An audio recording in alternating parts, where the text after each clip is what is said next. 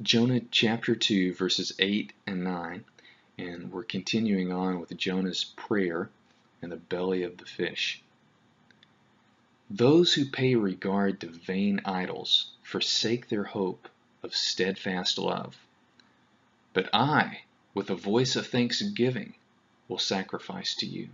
What I have vowed, I will repay. Salvation belongs to the Lord Yahweh.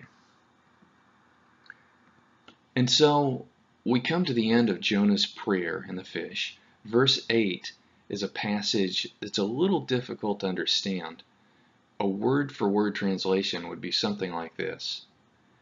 They forsook their loving kindness of keeping breaths of emptiness.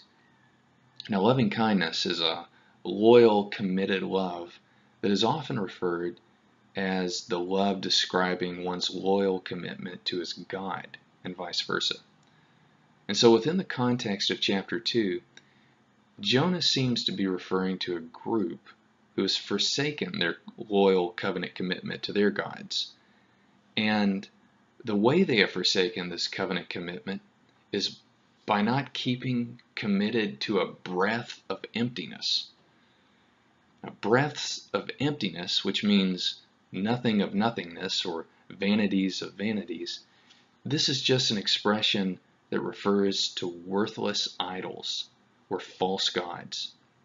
So, to put trust and hope in any god other than the Lord Yahweh was considered by the Hebrews to be a ridiculous concept.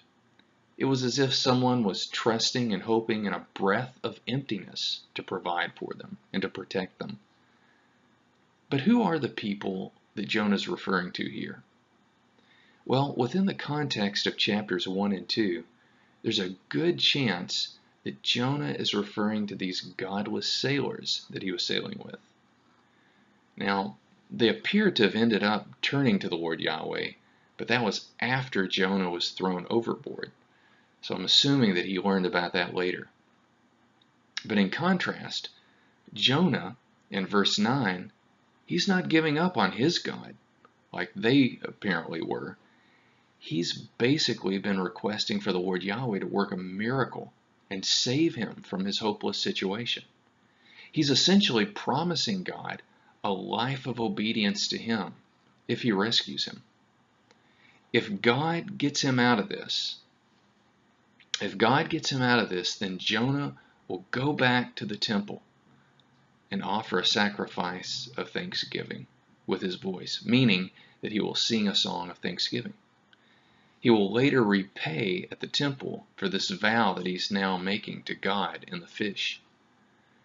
Now, I normally tell people that you should never make deals with God. For example, don't make a promise to God by saying something like, God, if you fix this problem I have, or God, if you take away this pain, or if you give me this thing that I want, then I promise I'll do this for you, or I'll live my life for you. That kind of prayer is terrible. God demands us to submit our lives to Him, regardless of whether or not we have problems or pain or don't have what we want. But in this case with Jonah, it's a little different. Jonah is promising God that he'll submit his life to God in the future if God gives him the life to submit. You see, if Jonah doesn't have his life anymore, then it's going to be impossible for him to obey God and praise him in this life. Therefore, it's okay to promise God your submission if God will give you the life to live. Another example of this would be Hezekiah. He prayed a prayer somewhat like this when he was faced with a terminal sickness in 2 Kings chapter 20.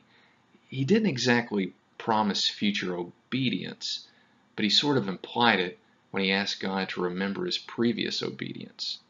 Now, he was probably also wanting the opportunity for extra time to bear a son to succeed him in the line of David. But anyway, God answered his prayer by giving King Hezekiah an extra 15 years. Have you ever promised or dedicated your life to God? As you meditate on this passage, I want you to think about this. God's direction for my life is the best direction. Think about that throughout your day. And tell God that you like His direction for your life. This is praise. And ask God to help you embrace His direction for your life and to live a life dedicated to Him. And step out in faith. Try your best today to go through every part of the day with the humble attitude that you are an ambassador of God, representing Him in everything that you do.